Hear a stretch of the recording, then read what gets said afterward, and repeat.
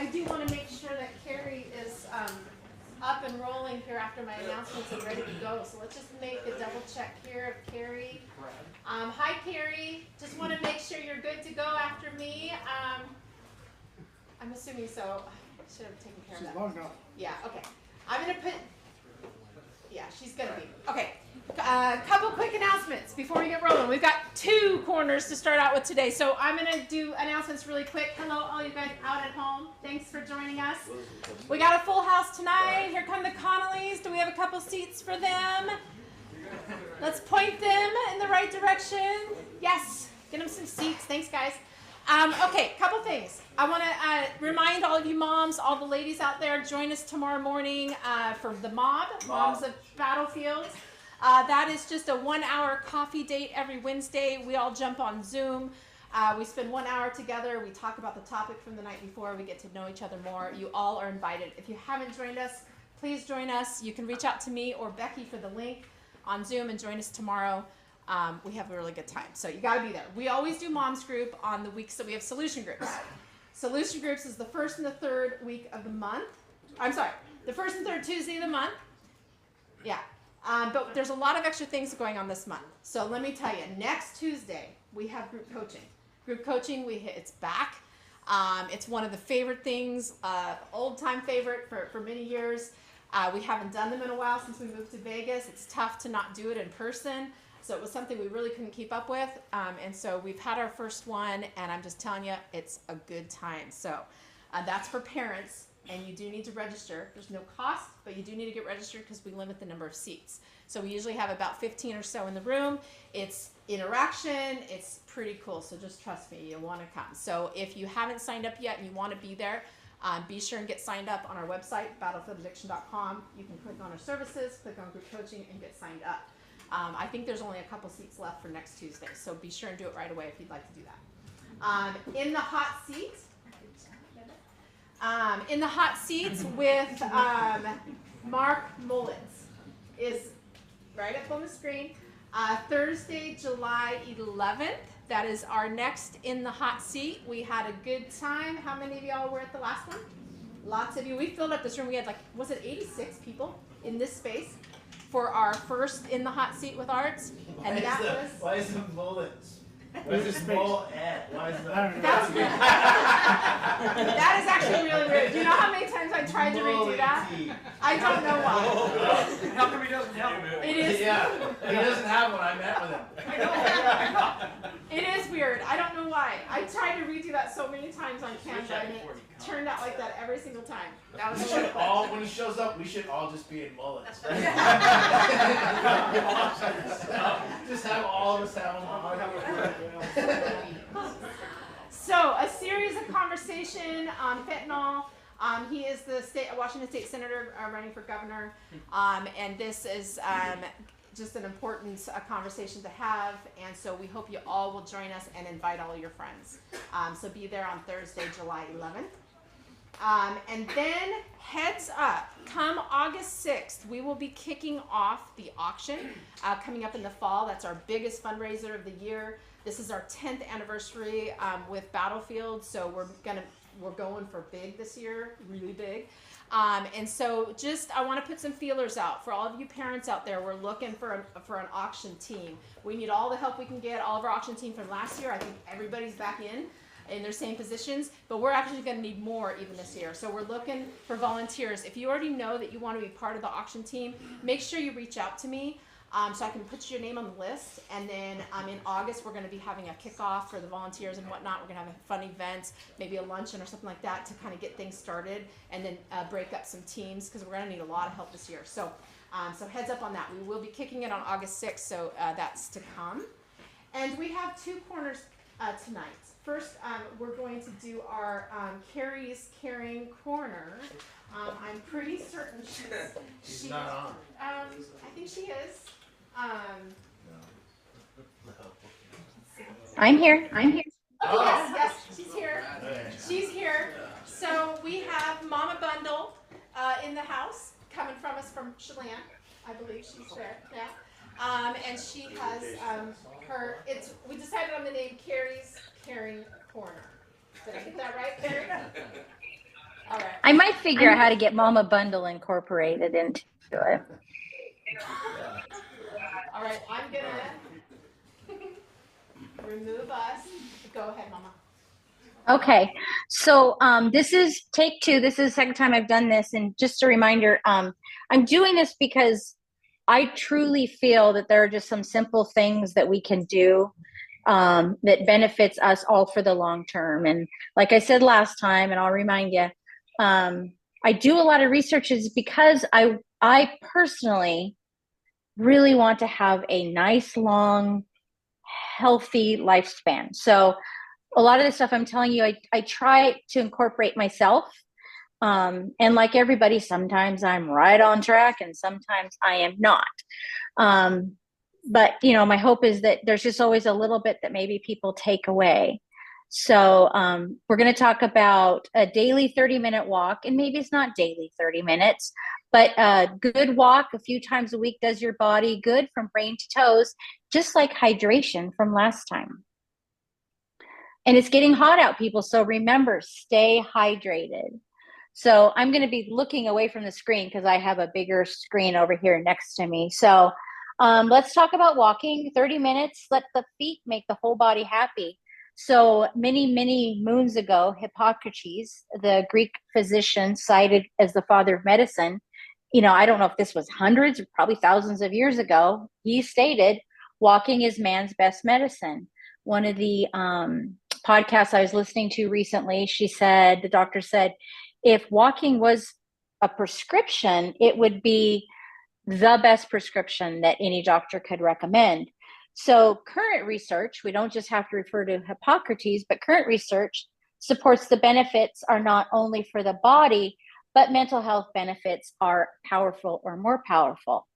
So we'll kind of break those down into physical benefits and the mental benefits. So first and this is just a small list, but physical benefits include increased energy and stamina, and you can take stamina however you want and use it whenever you want. Reduce cholesterol, improve cardiovascular health. It's kind of a duh, but it's always good to remember that. Reduce body fat and weight loss. Boost your immune function, and we'll just a little bit of sciencey stuff on that, on all of this. And it strengthens bone and muscle, and it improves your joint health. It's true. If you don't use it, you lose it. It's also true that no matter when you start, you can gain it back and improve on it. As far as the mental health benefits, decrease anxiety and depression symptoms, improved mood, increased self-esteem and confidence, goes right along with that. Increased energy and sense of well-being, rolls right in.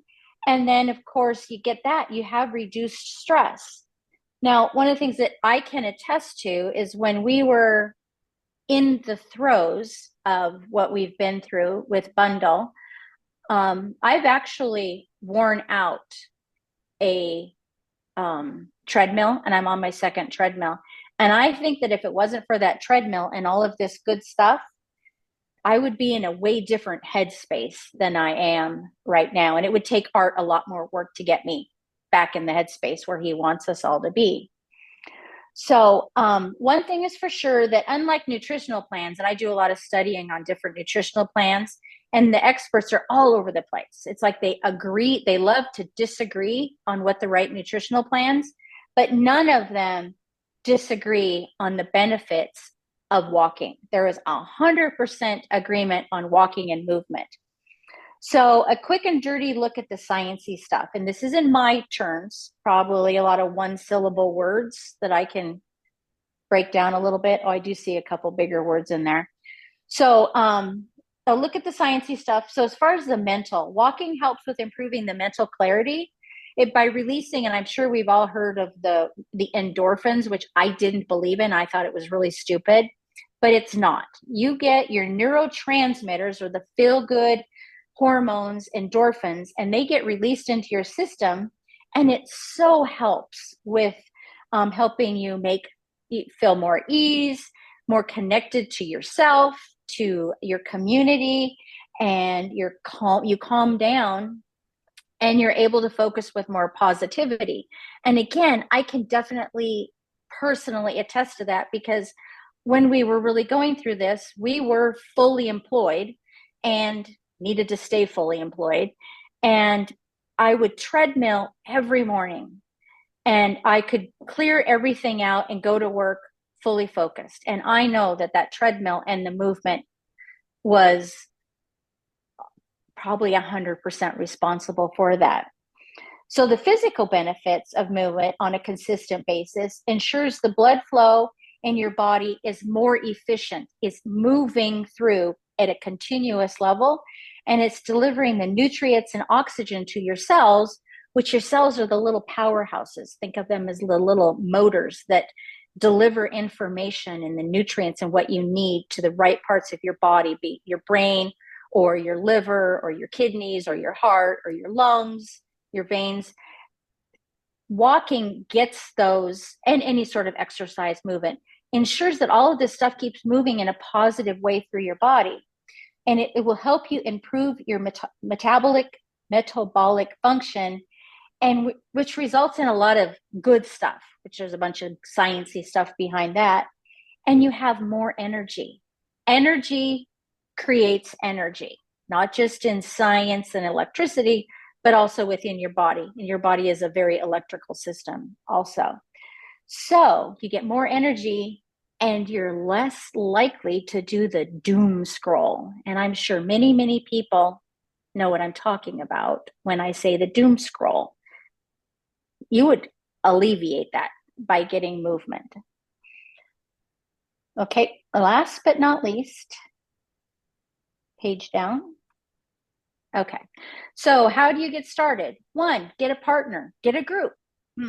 Maybe head out before a meeting, before dinner, after dinner. If you walk after dinner for 30 minutes, it's an automatic reduction in your glucose levels, which is a good thing. You also start up by putting your phone down. Start with 15 minutes or start for 5, but for the love of God, start. That's direct orders from Mama Bundle. And squeeze in movement whenever you can. So if it's parking, like they say, park farther away, take a couple flight of stairs.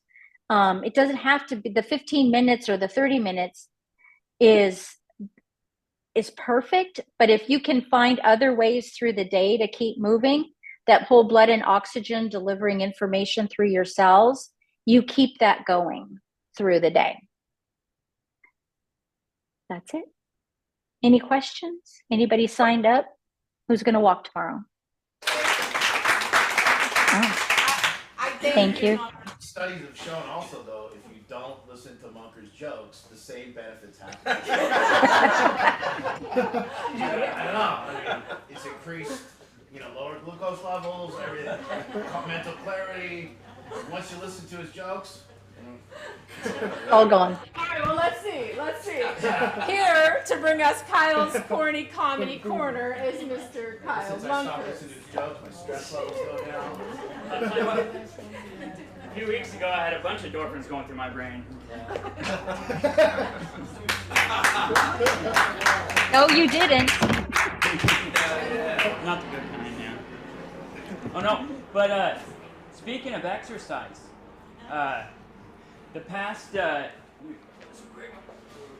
you, Jeff. The past, every day for the past 7 months, I call my dad and I tell him very loudly that I'm going to go for a jog, but I never go. It's my longest running joke.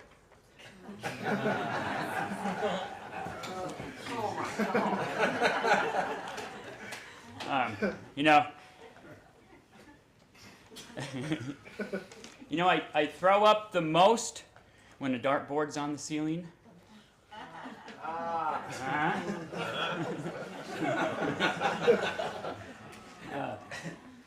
I went with my dad to Minneapolis one time.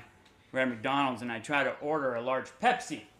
They wouldn't give it to me. All they had was a mini soda. You got no geography for that one. You guys know how the man in the moon cuts his hair? He clips it. Yeah, it's an old one. You know, for a lot of people, 9 months isn't that long, but for others, you know, like Sandra, it's a maternity.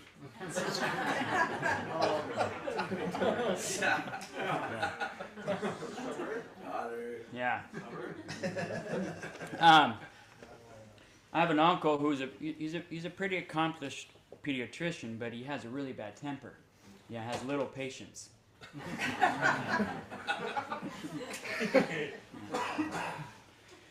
And last one. There's a client here at the house, Tyler Bono, sitting back there. Now, he might not be working right now, but most people don't know is he's actually quite the professional. He's pro bono.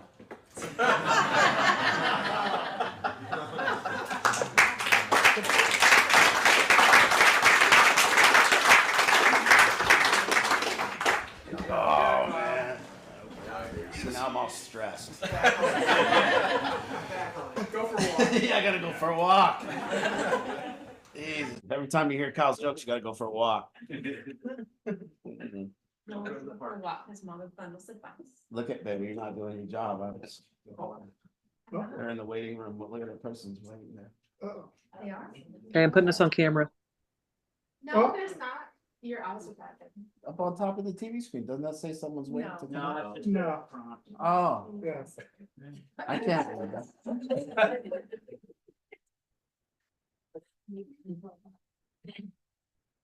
You know, we were, well, first of all, I want to say, Ryan Bond is in the hospital and, he's going through a tough time. He's having some liver problems.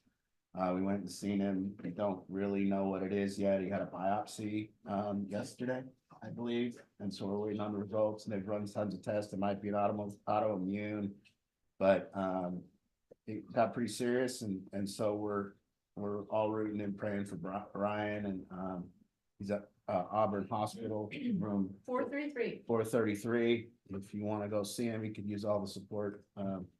So that we never really mentioned I think I let them out. they letting him out. I think so. His mom's on, so you can tell. Yeah. We never really mentioned a gentleman named Connor Wood. Last week it just newly happened. Connor was a client here and he left to go use drugs and basically we believe it was some sort of fentanyl suicide and Connor died. Was it June 15th. June 15th? So we have lost another one and we believe this one might have been just a kid going through a lot and found a way that he could get it done and he did. So we'll be attending his funeral coming up soon too. So that is, what day is that one? That's on 13th. July 13th. Let me confirm, 1 o'clock.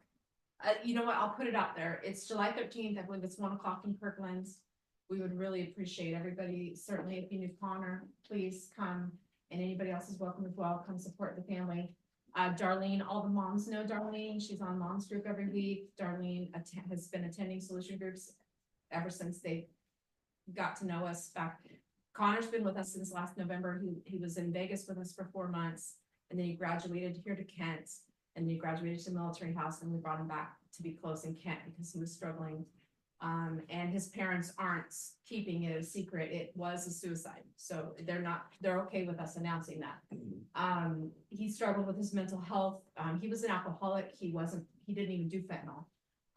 But it appears that he saw an opportunity to actually get the job done this time after other attempts that he was always saved. And it was a pattern with him and it wasn't intentional. He left a note and all that. So his parents are, it's okay that we share that. At this point, we weren't sure how to share that, if that was okay, but they're completely want to be transparent and honest about the whole thing and it to be known. So, great family.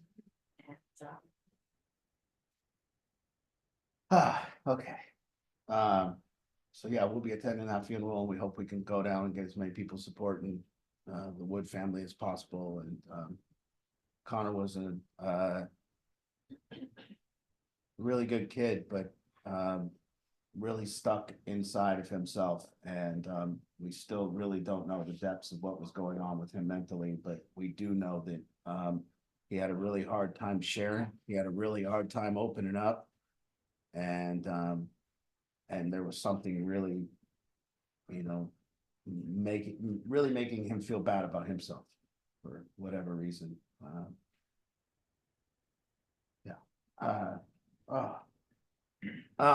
Okay.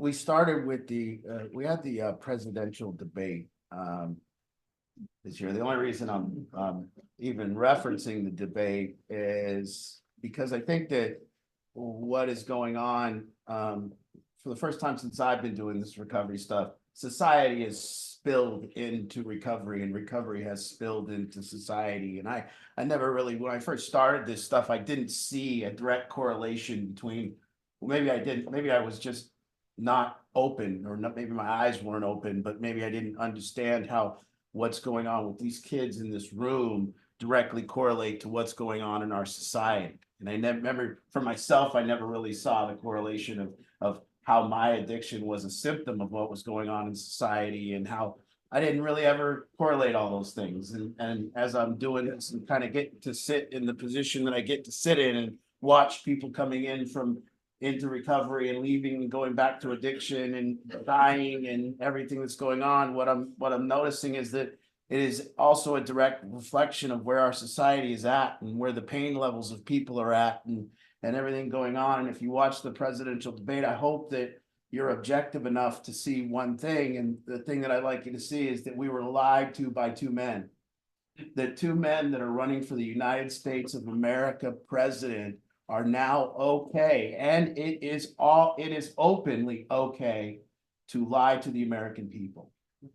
It is okay. And if you think that just one candidate lied, then you're nuts, because both candidates lied to the American people. And we as a society did not stop the debate. We did not stop the debate and say, wait a minute, sir, you just lied to the American public. As I look out into the political world and try to get political, one of the things that really, really bothers me with politics right now is that there is no more objectivity. And what that means is that you can't find an objective voice. You can't find anyone that based their views off anything other than opinion and feelings. And so all we have in that world is subjectivity. You know, the thing about football is we know who won the game. And the reason we know who won the game is because there's a score. The thing about poker is when you go play poker, we know who won. It's the guy with the money. You see? So in everything that's fun, baseball, football, poker, everything that's fun, business is fun. You know, there's no way in America you could have a business losing money and then say you were good at business. It would be impossible. You could not have a business that was in debt, ready to get taken over by another company, and then just say, but we're good at business, because that's not true. You see? So what's happened is that this game, this life is a game. And the thing that was fun about the game is that it used to be objective. You know, I don't know if you guys know this growing up, but just so you know, my father, I'll tell you this, my father, I was about 90 days sober, and I came home one night to tell my father I was 90 days sober, and I was very proud of myself. So I sat at this table right up there, and I told my dad, guess what? And he looked at me, I said, guess what, Dad? I got 90 days sober today. And he looked at me and got very angry. And I didn't know why he was getting angry, but he went like this. And he clapped like that, and his lip was tucked in under his tooth, and he said, good, you were stabbing your head with a pencil and you stopped. Do you want me to be proud of you? And then the next line that came went like this. He said, now, when the fuck you gonna get off my payroll? Now, see, I like that. I don't know if you kids in the program like that, but I liked it.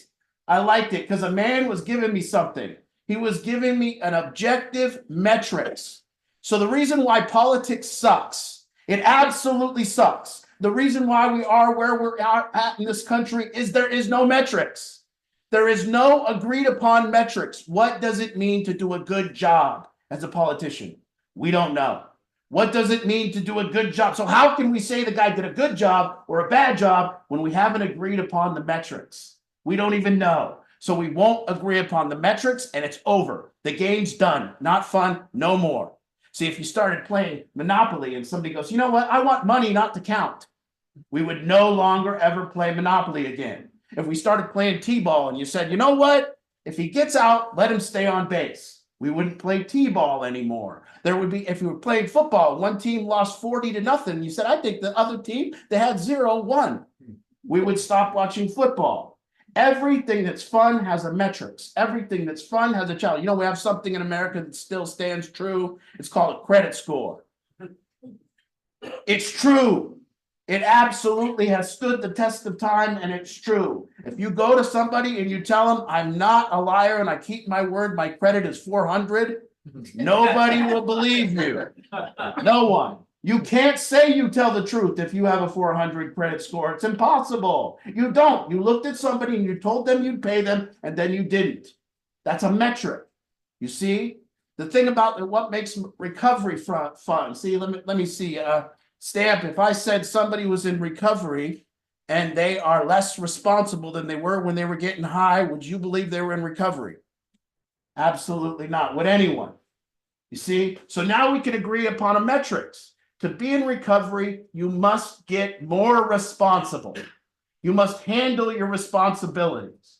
So if we say somebody's doing really good in recovery, they're $100,000 in debt, would you believe them? No. If you said somebody is in recovery, they cannot keep their room clean, would you agree that that's good recovery? No. So they said, hey, somebody's in recovery. They're driving a car with no insurance and a suspended license. Would we agree that that is the responsible thing to do and that that's recovery? No. See, we can agree upon the metrics because they're objective. And that's what you need for your life if you want to have challenges. You can't say I've lost weight and get on the scale and have the scale say it weighs more. It won't work. You can't just tell people you're skinnier. There's a test. There's a metrics to losing weight. That's why people do it. That's why people love the challenge of losing weight. That's why people are going on and off diets, because there is a challenge there and it is fun still. Even if you aren't losing weight, it's still fun to know that that game is there. It's still fun to know that you can play that game, that you can see your weight going up and down. And when the American dream was about metrics, it was about, listen, if you see, here's the deal, just so you guys know, and a person who wasn't independent, and I'm sorry if this hurts your feelings, meaning my dad told me I'm on his payroll, so shut the fuck up. That's what he told me. And he said, it's my way or the highway until you get off my payroll. And guess what? I liked that because it meant I had something to work for. I meant there was a game there. It meant I need to get independent so I could get off of his shit. You know, if you go to work and you don't like your boss, it means strategize and get to the point where you like your boss, or it means get out of his shit. If you live in somebody else's house and you either strategize and get out of the house and become independent, or you do what they say. That's how it goes. And if your parents have put you in the program up there, shut the fuck up. Shut the fuck up and go, hey, I'm going to do their shit until I can go do my shit. I'm going to actually work towards independence because maybe my parents are fucked up. Maybe I don't like my parents. Maybe they're messed up. Then shut up until you're independent. Shut up until you can go do your own thing. See, don't let people take your recovery metrics away. What are yours? So if you're sitting in this room and you're in recovery, the reason it's not fun, if it's not fun for you, the reason it's not fun is you don't have any metrics. That's why it's not fun. That's why it's not fun. You're not looking at what it means. You're not looking at added responsibility as something that's fun. You're not looking at fixing your credit as something fun. You're not looking at getting insurance on a car as something fun. You're not looking about getting a good license as something fun. You're not looking at independence as fun. See, what you're doing is existing. You're existing with no metrics. And you're subjectively, meaning with your feelings and opinions, saying you're doing good. See, that's the thing. Everything's subjective, just so you know. It's not fun. It's not fun. That's why watching television right now and seeing our politicians argue in a subjective manner is not fun. Watching people say Trump or Biden won the debate. Anyone who says Trump or Biden won that thing isn't fun. They're subjective and they're stupid. Because objectively, we all lost. Objectively, we have lost as a country. Objectively, we have men that now lie to the American public. And it used to be, if we caught a president lying to the American public, it was a scandal in its own right. Just the fact that they lied ended their career, or it should. But now it's just another skip in the day. Just a little beat. We don't even miss a beat. Oh, so-and-so lied 17 times in the debate. We don't do anything. But see, it's not fun. Because what's fun is when we have objective metrics, when we're challenged, when we're saying, hey, as a family, what is our shared values? What is our metrics? So you don't have to take my metrics in recovery, but you better have some of your own. You better understand what the metrics are. How do you know whether you're getting better or not? How do you know whether you're getting successful or not? You see, and that's the problem. LeBron, who's the GOAT? LeBron, who's the GOAT? Jordan? You know how angry I get when people are talking about that? And you know how angry people get when they're talking about it? And you know why? Because there's no agreed upon metrics. You see? There's no, why do we say Tom Brady best quarterback? Because there's a metric. He won more Super Bowls. Why do we say this guy's the best poker player? Because he won the most bracelets. But when it starts getting wonky is when we start saying, hey, it's a subjective thing. It's just somebody's opinion who's the best. It's just somebody's opinion if they did a good job. It's not somebody's opinion if who ran a good country or not. It's not somebody's opinion whether you're doing good in recovery. There's metrics. You can look. It's not somebody's opinion whether you lost weight or not. There's actually a scale you can check. We can actually look at our bank accounts and see if there's money there. We can actually look out at our debts and see if we owe people money still. There's people in this program, there's people that think, oh, I got a paycheck and I'm $100,000 in debt, but I got a paycheck and it's mine. Just so you know, if you're $100,000 in debt, you got a paycheck and you think it's yours, you're not doing good. You're doing good by some weirdo metrics that you've now developed, but you're not doing good by the person that you owe the money to, not by their standards. So when they see you owing them money and then you're out doing whatever you're doing with the money, just imagine, you guys in my program, just imagine if you let someone live at your house. Just imagine. Just imagine if you paid $7,000 for someone to go to a treatment program. Just imagine that one day. Imagine taking care of another human. Imagine it. And the reason I'm angry is because there's this push and pull with this whole thing. That there's some debate about who needs to get better. There's a debate about whether parents need to get better or kids need to get better. Well, let's see. Your parents have an 800 credit score and they paid for you to be here. Who do you think needs to get better? You or them? And we still have this push and pull about sitting in a dirty room and having somebody come and tell you that it's dirty. And then you going, no, it's not, or it's okay, or no, it's not okay because it's about recovery. And if you can't clean a kitchen and you can't clean a bathroom and you can't clean your own room, stop talking about other people and stop saying you're doing good, because you're not doing good by anyone's goddamn metrics but your own. And it's delusional. And that's what's happening in our world. And I don't want it tainted in recovery. That's why I'm getting excited, because I don't want to go play in politics because there's no metrics. People will just lie and make it up. They don't care. There's no way to say if I'm doing good or not. So if I go run for office, I already know 50% of the people are going to say I did shitty, just on the basis of their Democratic opinion or the Republican opinion. So you're going to go and 50% of people are going to tell you, even if you do good, 50% are going to tell you bad because it's just a subjective thing and they don't believe in your side. So I don't want to play. I want to play in games that have metrics. I want to play, and in my recovery, there's metrics. In my recovery, there's debt-free, which is a metric. In my recovery, it's independent, debt-free, and responsible. And that metric is not to be touched and messed with. Manageable. See, we admitted we were powerless and our life's unmanageable. That was a big statement. And if you admit it, that's called step one. But now, what is the antidote to that? What is the prescription? Well, it's a manageable life.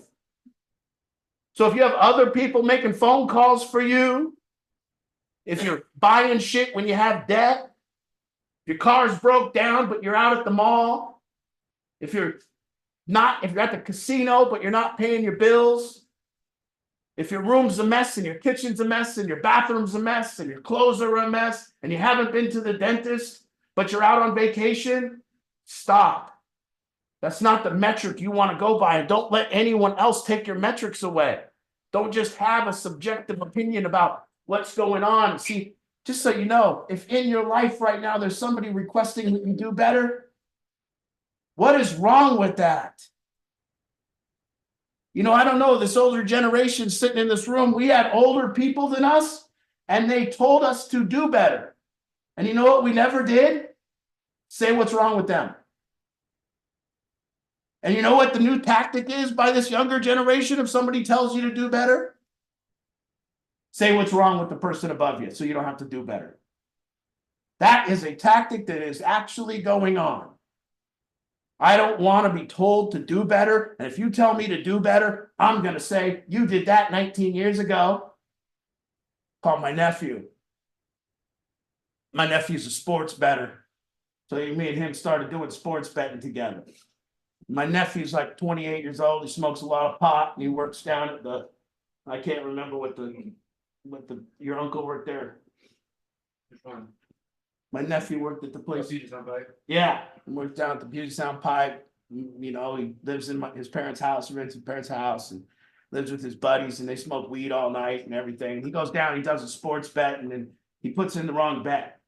And he's on our account. We want some money. We got this account built up. I'm trying to tell him how to go put the bets in. He screws it up. He comes back, gets on the phone with me, and he goes, "Why does it matter that I put the wrong bet in?" What? What the fuck? What do you mean? Why does it matter? She put the wrong team in, and now we lost instead of winning. What the hell are you talking about? And so here we're arguing, and he goes to me. I go, listen, man. Do you want to have money or not? Do you want to listen and get better with your money? You want to be broke and live at your mom and dad's house and smoke weed all the time and sleep till noon? What do you want? He goes, you want money? I'll teach you how to get money. Then he goes, where were you when you were 26? I said, I was smoking crack. He said, I know you were smoking crack, so look at me, I'm not doing that. And that's the new tactic of this bullshit. See, my dad told me to do better. It never dawned on me to look at him and see what he did wrong in his life. It didn't even dawn on me. It dawned on me to do better. And I thank God for that. I thank God that there was someone pushing me to do better. I thank God that there was somebody that wanted my room cleaner than I wanted it. I thank God that somebody wanted me to save more money than I wanted to save. I thank God that somebody wanted me to keep my car clean. I thank God that somebody wanted me to have a cleaner house than the standards that I wanted to go by. Because my standards sucked. I didn't keep a clean house. I didn't keep a clean room. I had bad standards. I threw my money away. So I went by somebody else's standards, and what it did was it rose my standards. See, we don't go by the standards of me, we go by the standards of her when it comes to taking care of our laundry. If we went by my standards, it'd all be in a ball mixed up in the thing and it wouldn't be folded properly. So we have to defer to hers. See? And I can't, when she tells me to lose weight or eat healthier, I can't go, I saw you eat ice cream last week. So maybe this is me venting, by the way, because I don't like to be a nag. I don't like to tell people to do better and then have them mad at me for that. I like to go by the metrics. I like to look at recovery, and I love recovery, and I love the purity of it. I love the steps of recovery. It's just beautiful steps, and if you look at them, they're awesome, because this first step is early sobriety. And it's this beautiful time where someone's struggling to be sober and they have to work real hard at it and they have to stay observed, meaning they have to make sure people are watching them. And it's beautiful because when a person wants to be watched and a person knows they need to be watched, that's a beautiful time in recovery. And you can watch it. And that person in that period, it's like an incubator. They don't need to do nothing. They just need to sit there and let themselves be watched. Let them be watched. That's it. And then all of a sudden, it's like a baby bird, you know, they kind of graduate from needing to be watched. But then it's like, what are they going to do? You see? But then there's this beautiful steps of like, hey, you're going to go get a job. And then you get that first job and maybe you have to get a car to get there. And now you're learning to be responsible for a car. which means you have insurance and you have a driver's license. And if you hit somebody, you're not gonna be able to pay for their injuries. So now all of a sudden you have this car and you have this insurance, and then you drive to work and you get this money. And then it's important and it's beautiful if you're in recovery to take that money and prioritize with it, to know where it needs to go. It's this beautiful time where you take that first money and you go, wow, I'm not going to blow all this on drugs. This is the first time I'm not going to take this money and blow it on drugs. So it's this beautiful thing where I can distribute it to the proper area. It's not mine. See, because I've been out using other people's money for a long time. And I've been not carrying my weight for a long time. And Dad's been supporting me for a long time. So I owe Dad hundreds of thousands of dollars. I owe him for attorneys and cars that he got out of hot for me, and it's stuff I stole, and the room and board, and the food, and the clothes for court, and the clothes for the attorney, and the clothes for this, and the job interviews, and the jobs lost, and the rent paid, and I owe Dad all that. And so for me to take this check and say, Dad, all your money was my money, and then my money is my money now too. And then to take that money and then go do some other bullshit with it so I can feel different, like get some new shoes, or I can feel different, like some new casino stuff, or I can feel different, like, whatever. It's just not the metric we're looking for. It's not recovery. Recovery says, I now don't need this money because I don't need drugs and I don't need to feel different. So why don't you just take it and distribute it because you're better at it than me, and I'm not good with it. And this will advance my life forward quicker. And by all metrics, next year, I will be buying a new house. You see? Because that's the way you get there. And so I don't want my recovery, I don't want it delusional. I don't want people actually telling me that they're doing good when they're not. Because I know the metrics, and it's not subjective. It is an objective metric. See, but being responsible and paying my bills and getting out of debt and being the first one to get my rent paid and be the first one to sacrifice all the things I do. Yeah, I know what you want. You want things. Be the guy that refrains from going to casino and the guy that sacrifices. My dad, I was about 4 months sober and I came home from a meeting and there was a thing called clean and free going on. And I was in the NA, so I came home and I said, Dad, I want to go to clean and free today. And he goes, where's that? And I said, Ocean Shores. It's a big NA convention in Ocean Shores. And he goes, you mean like a vacation? And I was like, well, what? Kind of like, and he goes, a vacation. He goes, you want to go on a vacation? He goes, 17 years I've been watching you on vacation. And now you do something for 4 months and you need another goddamn vacation. And he goes, I suppose you want me to pay for it too. And I said, no, Dad, I got like $200 over here. He goes, yeah, but you don't pay rent. And you don't pay for food. You don't pay for your own gas even. So that's my money. So yes, I'm paying for it. You see? So I had a father that wasn't really, that he was giving me objective metrics. And that's all I can do is give objective metrics. And I can say, guys, if you can't take your money and get it to this man instead of you, then you're not going to make it. And if you can't keep your bedroom clean, you're not going to make it. And if you can't keep your car clean, you're not going to make it. You're just not going to make it. Now, making it might mean you stay sober and have a shitty life, but it won't mean that you make it like buy a house. It won't mean that you make it by any standard. It won't mean that you make it to independence. See, what is the other standard? Why would you open your mouth? I'm sorry. But when did we start giving people the right that we're dependent on other people to talk? Can you imagine it? You own a home, you got your friend who's freeloading downstairs and doesn't pay rent and goes through all his money, doesn't help clean the house and doesn't provide for any of the bills and doesn't do anything. And then you get home from work and he wants to tell you how you live. Every one of you kids in the program would kick him out immediately.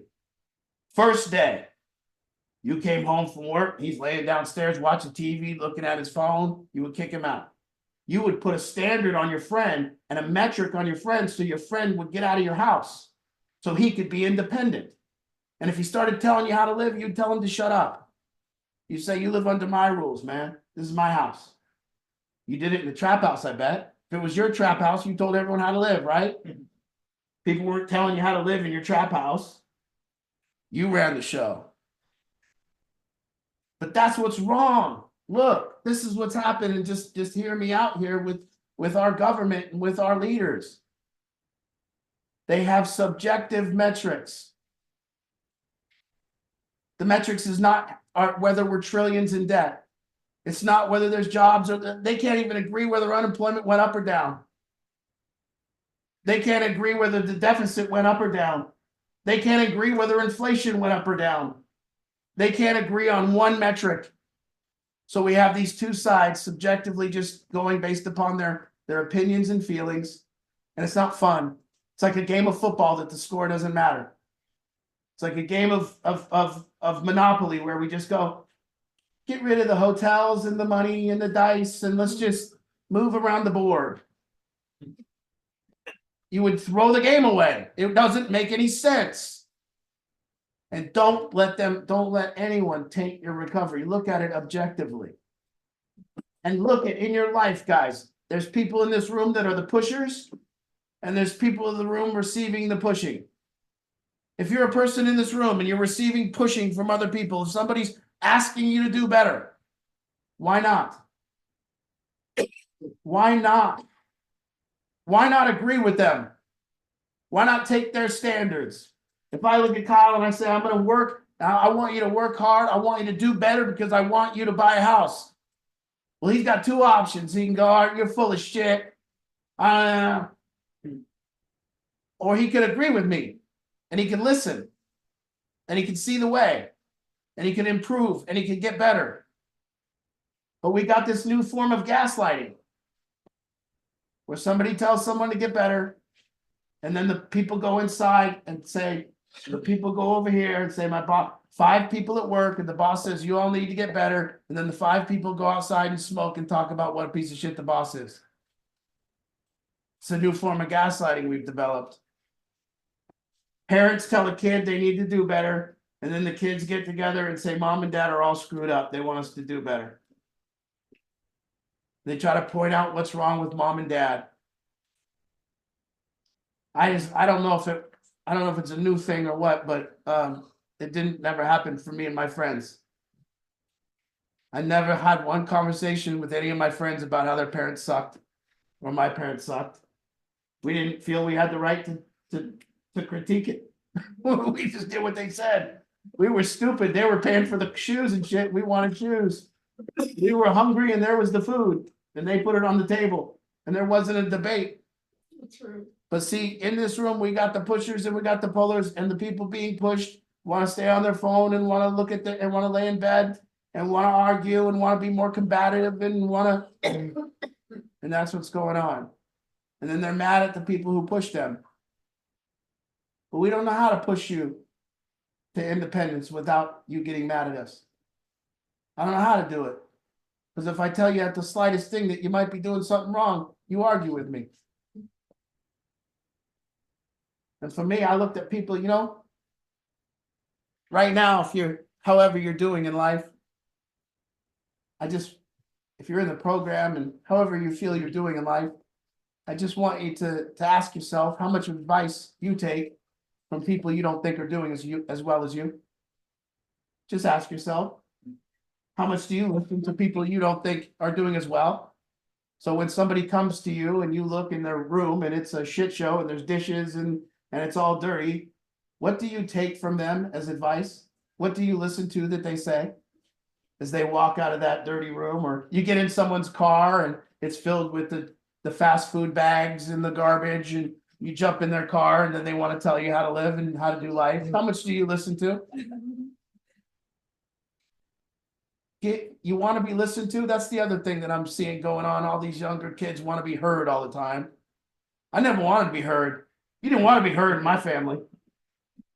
You got heard in my family, you might get slapped across the face. Kids, I need to be heard. What? Yeah, you need to be seen. Not heard. Yeah. No, mom, dad, hear me. What the hell do we need to hear you for? You owe us tons of dough, dude. You owe us tons of dough. I gotta buy you a bike. You don't even know how to fucking feed yourself, and I gotta listen to you? It's insanity. So I think our first metric here is am I sober? Am I sober? Now, am I working towards more responsibility?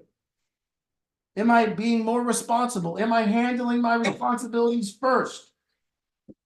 Is my responsibilities my priority above my feelings and what I want?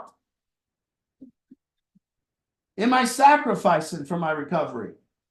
Am I withholding from myself? I know I want to go out to dinner. I know I want Uber Eats, but am I declining for right now?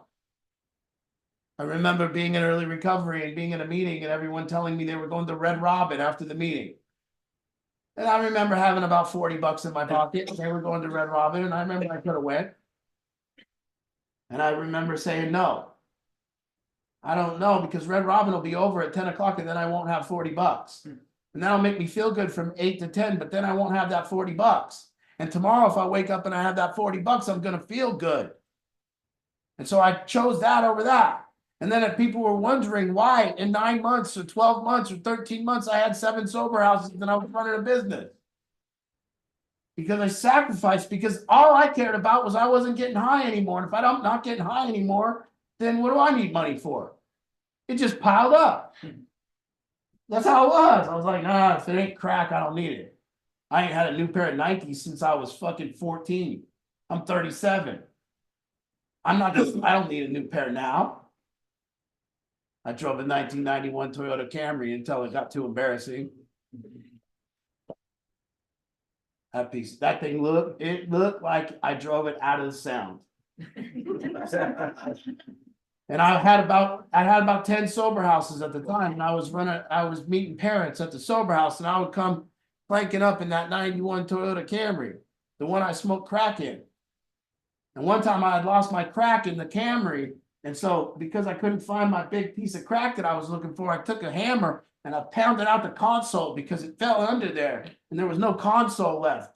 It was just gone, and all the carpet was ripped up because one time a piece of crack went under the carpet, so I had to pull the carpet up and find that. So the carpet was pulled up, there was no center console. It looked like it had a disease, and I drove it out of the water. And then I would just drive to meet a parent dropping their kid off with me. And then finally it just got too embarrassing because of the sound the car made when I came driving up. I couldn't park far enough away, you know? And then they say, why do you drive that Camry? And I said, well, I don't want a car payment. I need the money to pile up. I wanted to get myself at a metric that my friends in high school were at. I wanted to go out to dinner with my friends from high school, and I had 17 years that I went away from them, and I wanted to catch up. So when I went with my friends in high school, I felt that I was at least like acceptable. So they had gotten 17 years ahead of me. So I needed to make some sacrifices so that I could catch up. And see, why I'm telling you all this is because I was thinking about politics today and wanting to enter it. And I thought, it's not fun, man. Because who is the best politician in America right now? Who do we agree? Name one that anybody agrees is good. See, not one that the left agrees is good, and not one that the right agrees is good. Name one that everyone agrees is good. There isn't one. You can't find one. And that's a shitty game because there's got to be somebody that's good. So now all these people are dedicating their life and they will never be deemed good. But in recovery and what we do here, in this family thing, there's a way to deem it good. Because what it could produce was a family that's less combative. What it could produce is a family that's calm. What it could produce is people that stop blaming and take responsibility. What it can produce is this peaceful unity where everyone is responsible for their own life and families aren't pointing the finger anymore. And that's a nice metric, and we can't deny it. And so when we show up in the auction with people who wouldn't talk to each other and people that were combative and people that were, on drugs and people that were not independent, and we have produced an independent person we've produced a young man like what Josh Smith is going through, who's actually growing through these metrics and now about to have a baby. I met Josh Smith when he was 16 years old. How old are you, Josh? 24. He's 24 years old. So we didn't settle on Josh was doing good back then. We never gave Josh a lot of credit. We didn't say Josh was doing bad or doing good when you weren't, right? We always knew the metric. We knew that you would do drugs again because you weren't getting more responsible in the times that you weren't doing drugs. But over the last year, what have you done? You've become a more responsible human being. Is that right? Is your room clean? Yes. Are you blaming people less for your life? Yes.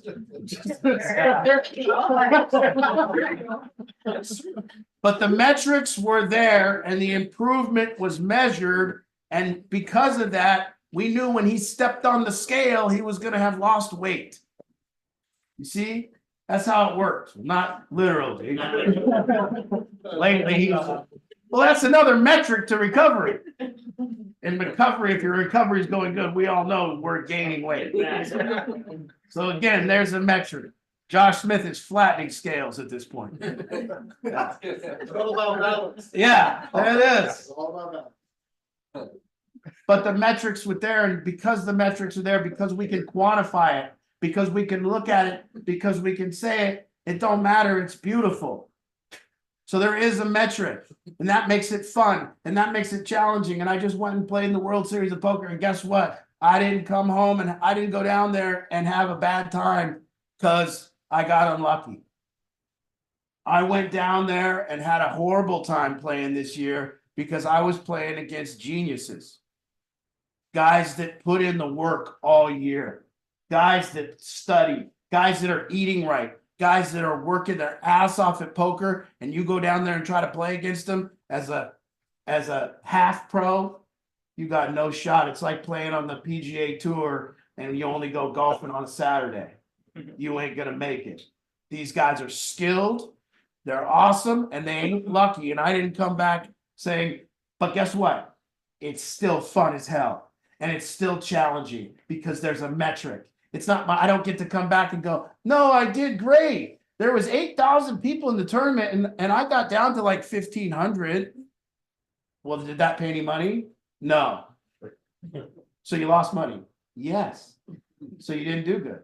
Yep. There it is. I could try to give a different metric to Angie so that she could keep the money. Let's just keep taking money out and I'll keep playing and I'll tell you I'm doing good. It's not. It's objective. Anything that's fun is objective. Anything that sucks is subjective. Well, maybe you could say art. But that's crazy over there. You go walk around an art museum, anybody in this room, if you think you can walk around an art museum and tell me what's good, and tell me what it should cost, I'm sorry, but every painting I think that should cost about $12. And when I see a guy sitting there looking at a painting going, wow, I'm like, looks just like that one the kid did over there. I'll see the difference, but that might be my lack of culture. Who knows? But art is subjective. It is. And to me, I don't go do that because it's not very fun. I like things that we can measure. I like the game of life. I think the game of life is fun. And I'm sorry if you want to change the rules, but you haven't done it yet. And right now, the game of life has some rules. And the first rule of the game of life is independence. I'm sorry. If something has taken your independence away and you can't function autonomously and independent, then there's probably something wrong. There's a dysfunction there. So independence is that first qualification. And if you're not working to that, then there's no metric. If you're telling me somebody's in recovery for 10 years and somebody else is paying their bills, I will tell you that's not recovery. I will say something's wrong. Sounds like they're still using. Sounds like they're being enabled. Sounds like something's going on. Sounds like mental illness. You see? So there is a metrics and it's beautiful. And if you're in recovery and you're in this, and if you're a family and you're a pusher, don't feel bad. Keep pushing. People need to be pushed. We love each other. That means we push each other. If we didn't push each other, that means that we were sick. Something's wrong. if we wanted people not wanting each other not to be, see, the other thing here is we have to be objective. Meaning, if you look out there and you listen to what's going on in our world, it's everyone's little, tiny little viewpoint with a lack of an ability to get above the playing field and look at anybody else's viewpoint. Why don't we have what? Oh, got Raul Garcia, by the way. Just a little plug for Raul, just because, you know, and like I said, I'm not picking sides. I don't care. I got Mullet coming here. He's a Democrat. I liked him. I like Raul. He's a Republican. But Raul was on Cairo Radio the other day, and they asked him point blank, if he gets elected, is he going to vote on a particular issue? They said, on this issue, are you going to vote with the Democrats? And this is a Republican. And he said, yes, I'm going to vote with the Democrats. I ain't never heard that from one politician in 10 years. A politician say that, and there was a thud when he said it. Meaning every Republican voter just went, I ain't doing it now. He's going to vote on one issue with the Democrats out. But he said it, and I was proud of him. I texted his wife, said I'm proud of Ralph for saying that. Because it's objective. It's something that he's saying from his, you know, looking at something objectively. Not just basing it on a tiny viewpoint. And if you listen to anyone talk and you find me one person, send me a clip. I'll give you my phone number. If you find one person on TV, on radio that speaks objectively, let me know, because I want to listen. You find one human that speaks objectively anymore. So what do we need to fix this? We need human beings that can speak objectively, that can look and go, wait, why don't we just create some metrics? Why don't we first, before we're saying somebody's good or bad, why don't we say what good is? So metrics. If we're all sitting around a boardroom in a company, we say, what are the metrics? If we don't have the metrics, we don't measure. We don't do anything. We just say, what are the metrics? That's where you start. And so in your recovery, if you're here and you're in this room and you're trying to exist, the reason you're just existing is because you haven't set forth your metrics. And you need to set forth what the metrics are for you. What does it mean to get better? What does it mean to do good? And I would argue that just staying sober, although it is nice in that incubation stage, there has to be more or you won't stay sober. I was watching my TV and my videos today a little bit, and when I saw it clear, this problem of no objectivity, I didn't know where to look. I didn't know where to start. So how do we come here and tell people to get better? How do you tell anyone to get better? Where do you start? If we don't have a metric. And so we have to start with our metrics if we want to get better. She tells me sometimes she's gonna diet and then she doesn't look at the scale. When I start a diet, the first thing I do, the fun part is to step on the scale the first time when you're real fat. And I want to be real fat that day. You know, let me get my fattest. And then I step my fat ass on that scale. I try to pump it up, you know, I want it way up here. So then when I lose a few pounds, I feel better. There's a metric. There's a metric with our money. There's a metric with our credit. There's a metric in sports. There's a metric in everything that's fun.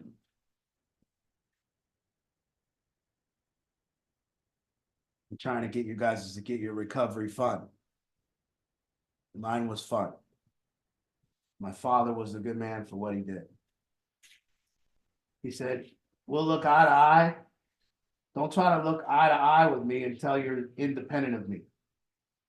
That's what he told me. We don't see eye to eye until you're independent. So go ahead and do that. Then we can talk. And isn't that a nice thing to say? See? To me, I didn't get my feelings hurt and said, what do you mean, Dad? We're not equals? No, see your hand? It goes like this. See? My hand, it goes like this. We're not equals. We're equals when our hands go like this. All right. See, I don't know. The politics thing to me, I think we've all entered I think in recovery and everywhere in life, our world now used to be objective and it's riddled with subjectivity. And that's what's causing it. That's what's causing this disruption and this real anger and this disgruntledness and this us as a country not being united. No shared values, no objectivity, no agreement on what's good and what's bad. And until we get there, it's just going to get worse. Until we agree first on what is improvement. You see? That's why I like what we do here. Because there is something to agree on. My kid came here. I was supporting their life. I was helping them get better. My kid just took me out to coffee, bought me some dinner, and is independent. Boom. What a story.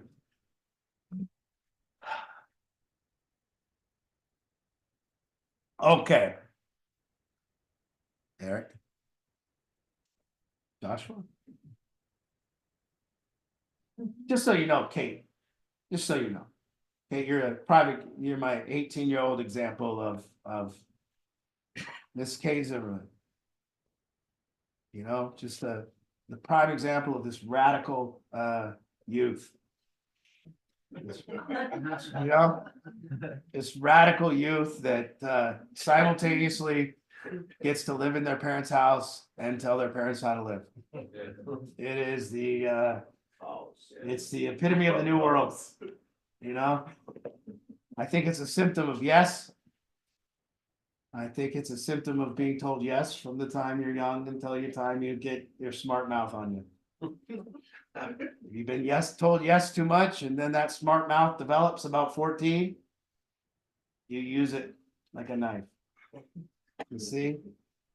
That's just the thing, though, that you look at it on every level, even from the politicians at the top down to family dynamics. Yeah. That's the status quo now. Like, that's just to be expected with, I mean, you kind of went into watching that debates expecting that to kind of be the outcome. Yes. And that's just the new standard. That's Yeah. the norm. Yeah. Same thing on this level too. It's like, how do you come back from that? Yes. Is it possible? Yeah. How are we going to come back from it? You know, lying is acceptable. You know, and it's funny. Yeah. It's funny. Everyone's entertained. Everyone was entertained by these two old men just Senior citizens. yeah, just destroying what it used to mean to be a president. And maybe it was an illusion. Maybe the men that were president before weren't actually the men of honor and integrity that we thought they were, but sure seems like, at least I thought, you know, Jimmy Carter and Reagan and these people were at least honorable men. At least they wouldn't lie right to your face. I don't know. I always thought that was the disqualification of a campaign. Get caught lying, end the campaign. Now it's just moving on. But nobody said that. Nobody on TV that I ever saw said, guys, I want to tell the American public something. It's a sad day. We were lied to by two people in a debate today. And by the way, we didn't stop the debate. It didn't stop in its tracks and say, sir, that's not true what you just said. We don't want the American people to think that's true. Mr. Biden, 17 people died in Afghanistan, and you just now said that no one died on your watch. That was wrong. It was misinformation. Mr. Trump, you lie all the time, sir. I mean, you know, but it's not the amount of lies. It's one. We're all sitting in this room, and if we hear one person lie, one lie in this room, we all agree that that person is now a liar and cannot be trusted. From one. It doesn't matter the quantity. We don't go, well, we trust him because he only lied 3 times. Come Come on, my guy only lied 3 times. Your guy lied 10. It's crazy. What we've now rationalized and accepted from our leaders. And my only thing bringing all that politics up is because it does, because these are the guys that are going to what, get the fentanyl out and stop the deaths? These liars? Give me a break. Ain't nothing going to change. What are they going to do? Well, our friends lie, they die. Or our friends die, they lie. Where our families suffer, we get lied to, and we accept it. I didn't want to vent tonight. I'm tired of telling people to do better than they tell me what's wrong with me. Do better. You don't care about me. What? Well, that's a big one that goes on. Art, you don't care about me. Okay. Shit. What do you think?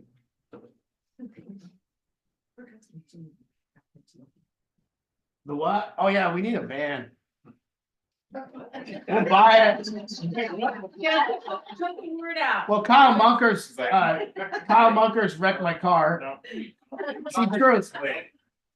Kyle, well, let's tell the story, Kyle. So A lady maybe hit her. So Kyle Munkers takes my car. He's driving in my car. He doesn't ever wreck his car, but he's driving in my car.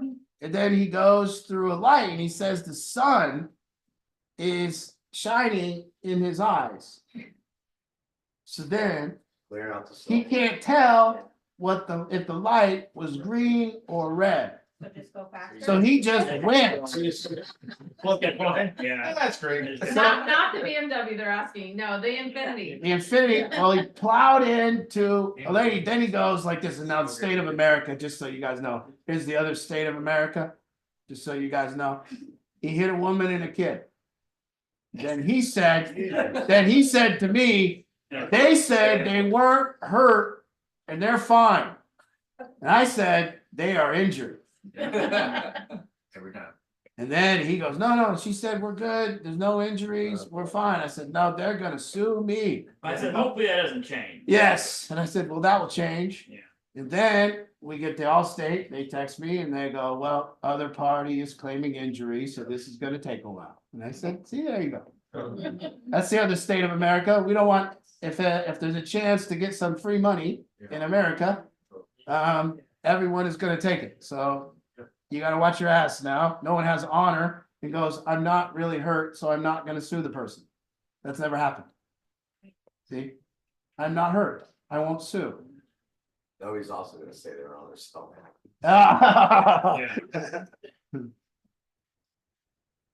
So yeah, so it was the Infinity, and it was the vehicle that you here rebuilt. Yeah, so we're looking, and we'll pay for the van if you got a van or something. I'm just looking for a good deal, maybe. We're not looking for free. I need something to drive. You gotta- Hey, Art, I know a couple people I'll, Yeah. Cool, put the feelers out. do you Yeah. have a dollar amount? 15, 20 bucks. Whatever. Whatever. Yeah.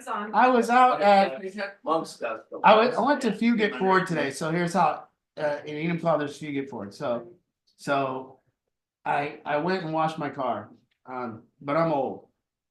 And last time Chris washed my car with me, so when Chris washed my car with me, he did the rims. You know, you went in, you gotta get in there and really get those rims.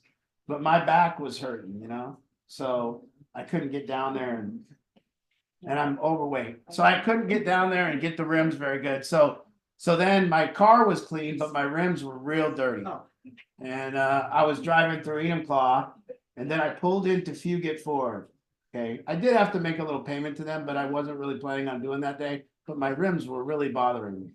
So this is a long way to get to how expensive cars are. So I pulled into Fugate Ford, and then I drove by where they washed the cars.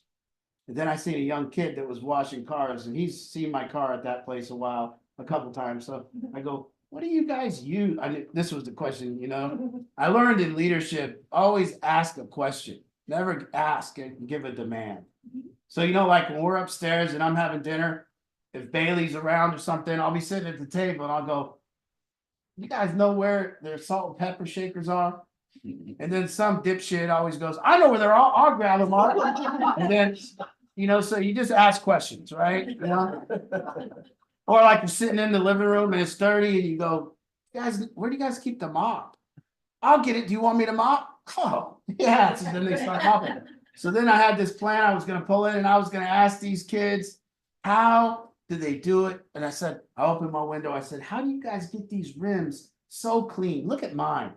They look shitty. And I just tried to wash them. And the kid goes, oh, just pull in here, man. We use this acid chemical. And I was like, oh, all right, man. So then I got out and I was walking around the lot. And I said to this, I said, and this is inflation, right? I said, I need something for about 5,000. You know? And he goes, oh, there ain't nothing drivable anymore for 5,000. And I was like, what? 5,000? Ain't nothing drivable. And he goes, no, you gotta go at least 10 just to get something that drives anymore. And I was like, damn. When I got sober years ago, 1,500 did the job. Yeah. It at least went for a year, you know? So yeah, so there we want maybe if you could find something that drove for $5,000, that would be great. But Like a cargo van or what kind of van? cargo, man. They're They're not dealing, they're not dealing drugs out of it.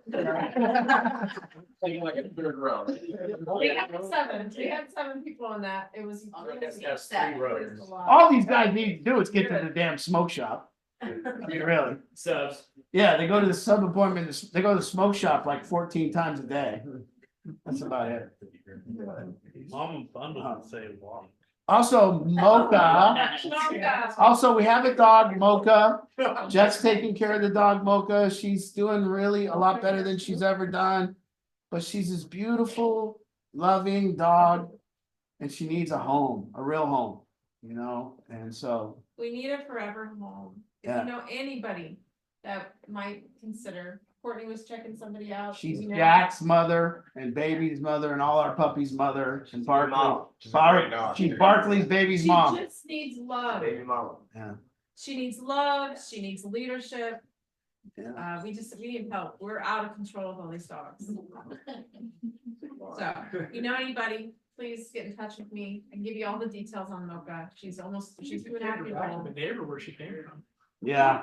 Yeah, when Barkley got Mocha pregnant, she was just a stray neighbor dog. When she got her pregnant, the owners didn't want to keep Mocha and gave her to us because we wanted a puppy. We ended up then with 4 puppies, 2 dogs, and we just tried to figure it out for the last year and a half, and we're just over our heads, and we need help. So if anybody knows anybody that would consider, please reach out to me. I'll give you more details. She's a beautiful, beautiful girl. Just needs love and strong leadership. Fence to keep her in. But A fence to keep her in. yeah, She likes to run. it would be ideal if there was someone with a farm she could run on. Sure, yeah. Hmm? Nothing. So what time is it? I'm gonna close. 28. Close it up. So I have a great relationship. We have and I don't know if anybody's been around long enough to see Angie and I's relationship, and we're not faking it. We have a loving, great relationship. And when people say we don't fight. We don't fight. We just don't. We don't get in arguments. We don't fight. We don't not talk to each other. We just love each other all of the time. And I'll tell you that there's a secret to that. I'll tell you there is a secret to that. And the secret to that is that when something does come about, when there is any kind of friction at all, there's a place we both go. When there is friction, she goes to my point of view and I go to hers immediately. In fact, we don't stay in our own point of view for any time. We have friction and then we both try to figure out each other's point of view immediately. And we've learned that over time, and that's as quick as we go. And the problem that we have in society and everything and families and everywhere is that that's not happening. That people are staying in their own point of view, trying to convince the other person that it's right. And that's what's happening in our politics, and that's what's happening in our families, and that's what's happening in our societies. And the key to good relationships, in my opinion, and what we're doing here is relationships. And the key to that is to objectively jump into this other person's point of view immediately. And so friction means jump. Friction does not mean stay deeper into my own point of view and try to argue my rightness. It means actually look and see. And maybe you're right. That could be true. But it still means go over there and see why they're seeing it the way they're seeing it. See where you can take it from there. And so this whole thing about tonight is everything that is good is objective. Almost everything. And the times where you're in your life being subjective, using your opinions and your beliefs to try to make your point, you are filled with anger and resentment, and there's not very much good that ever comes from it. And that's what's going on everywhere around us, and we look, and that's where our societies become less connected, more divisive, and that's because nobody's willing to get in anybody else's point of view. No one's willing to look at both sides. Everyone wants to fight from their own. And I just know that's not the way. I understand that the way to a good relationship is this viewpoint jumping. And to do it immediately as soon as there's friction. To say, hey, let me go and see why we can make why I'm wrong. Let me look there first. And so, and in this recovery thing, don't let anyone, you don't need anyone else dictating your metrics. Tell me what your metrics are though. And if you're leaving in recovery tonight and you don't know what your metrics are, then I guarantee you're also not having fun. I guarantee you're existing until you get high again. But if you leave here tonight and you say, my metrics are, I want to be independent. I want to be debt free. I want to be responsible. I want to take care of more stuff. I want to get off other people's payroll. I want to get out from Art's stupid goddamn rules. If those are your metrics, I guarantee you're challenged, you're having fun, and you're going to get somewhere. Other than that, you're probably existing and blaming. We see that all the time. Exist and blame. Or use your metrics and challenge yourself. Well, thank you guys. Thanks for listening.